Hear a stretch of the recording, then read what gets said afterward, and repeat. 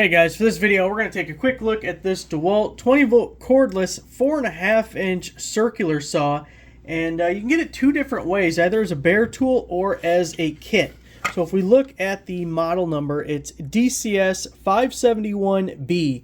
We had the B to the end. Anytime it's just a bare tool, you're not getting the battery or charger. Now with the bare tool, you still do get the blade, the little adapter for the dust collection, and the edge guide.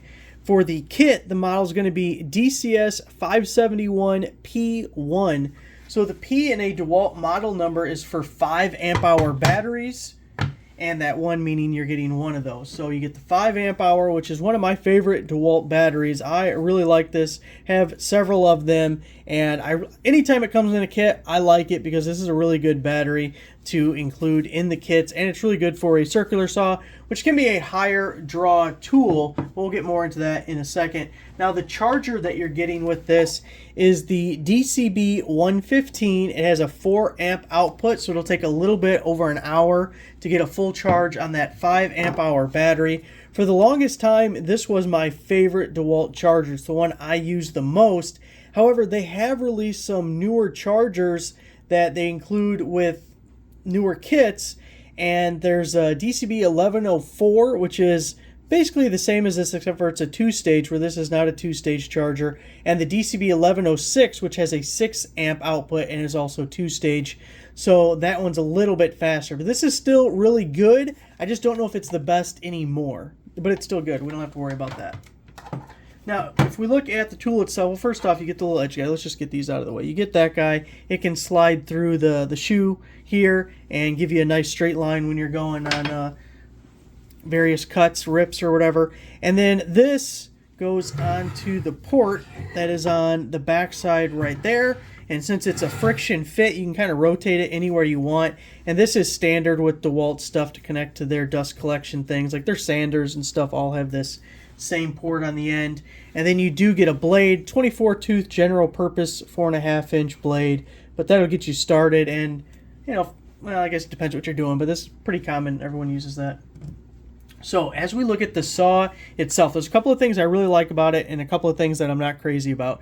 First off, I like that it's 4.5 inch. It's more lightweight than a regular circular saw, or than like a 7.25 inch circular saw. So if you had some awkward position that you had to hold the saw up sideways or over your head or something that is lightweight is really beneficial. Also, it's more compact. You'll get into tighter spaces and more awkward spaces with this guy. So I really like that. I also like a rear handle. I feel like you get more control as you're going and making your cut. Of course, not at this angle, but like this, it's just better. It's easier. I think you can get nicer cuts with it as opposed to a handle that is over the top of the tool. And that may be more personal preference than anything, but I like the rear handle there. Also, this has an electronic brake. You can see the symbol right there for the brake. If you haven't had a newer circular saw, as soon as you let go of the trigger, brake engages and stops immediately. And that's another thing that's really nice. Older ones, especially a corded version, that blade's still wheeling. You set it down, you nick the cord, now you got a whole mess you got to fix. Or you could damage something else when you put it down. So I really like that these newer saws come with the brake.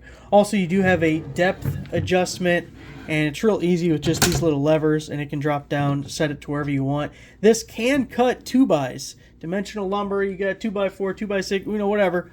It can cut it. It does have the depth for that, so that's really good. And then, of course, you can easily cut plywood, OSB, things of that nature. And we can give it a bevel. We got the angle up here, and the same principle with this little guy, up to 45 degrees there. Now, one last thing, the hook.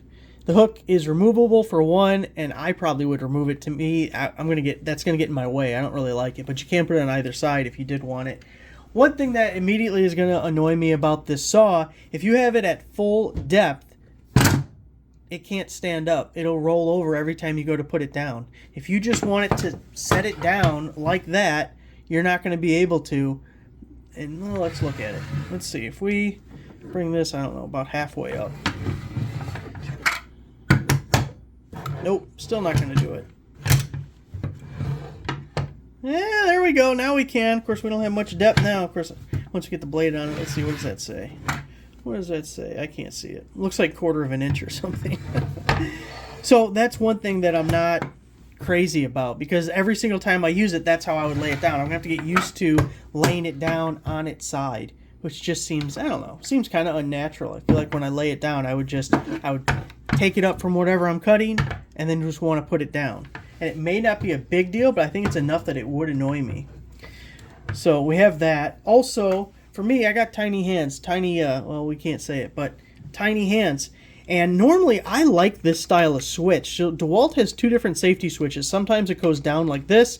Other times it's a pass-through that you push inward. I prefer this kind on other saws that I have. I also like that we have an extra large trigger. You can kind of hold it here, or you can come up like here with two-finger it, you know, single finger, two-finger, however you like to get down.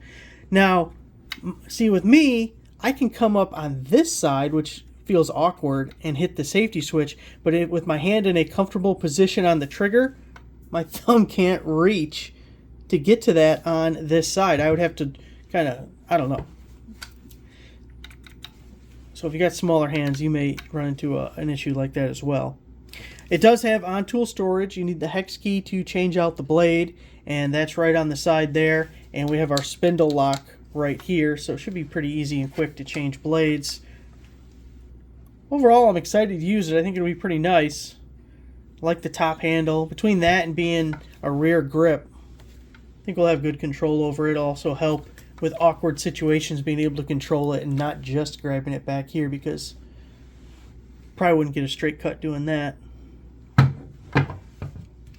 But let me let it flop over again. It's going to drive me nuts. All right. There it is. Thanks for watching.